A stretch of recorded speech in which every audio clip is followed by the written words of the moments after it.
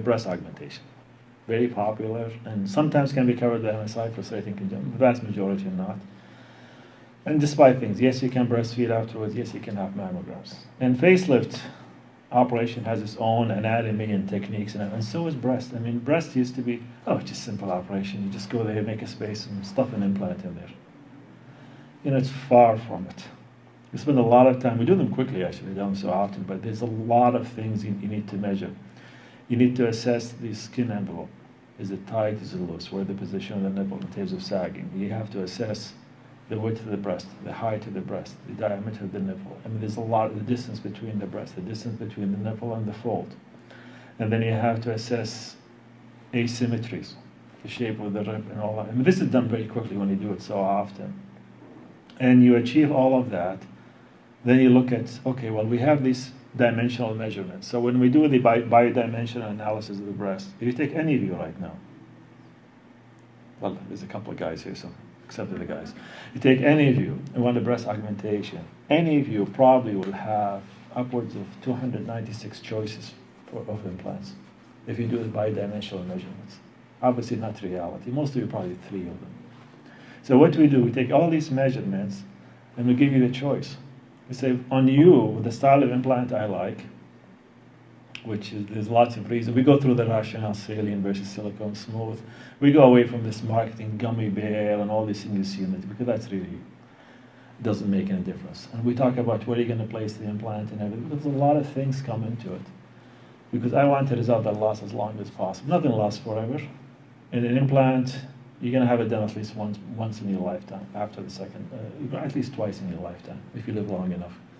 And some people have it more, some people have it like 30. It doesn't expire, none of that stuff. But you have a range that you look at your goals. You said, you know, well, I think by your measurements, say between 300, 350, which gives you 300, 325, 350 with the silicone. So this, I think, the implant's suitable for you. Spend a lot of time with Betty, and you try the measure. You can take them home and try them and all these things. I said, well, you know what, I really like 375. Fine, we'll go with that. And most of the time, whatever size you do, we wind up putting it. I have some editorial control. We do put temporary sizes in the operation, temporary implants, because everyone's slightly different, just to make sure they still work right. And then we take them out and we put the real implants in there. And the goal is to give you something that fits you. So the idea behind it, we have some sizes out, so you can see them. Look at it very, very simplistically. An implant is a circle. I know the different shapes and projections and angles and all that. But anyway, it's basically a circle. This circle has to physically fit between your breastbone and your armpit. You only have so much width to your chest. If I put too small, it's going to look weird. If you put too big, it's just going to look ridiculous. That's size. Some people like that. That's fine. That's their choice. But you can't take a tiny frame and put like a Dolly Parton on. It just looks weird. And you're going to have problems with it. It's not going to work. I mean, you're going to have problems even if you do everything right. But if you ignore the dimensions, it's going to look really bizarre.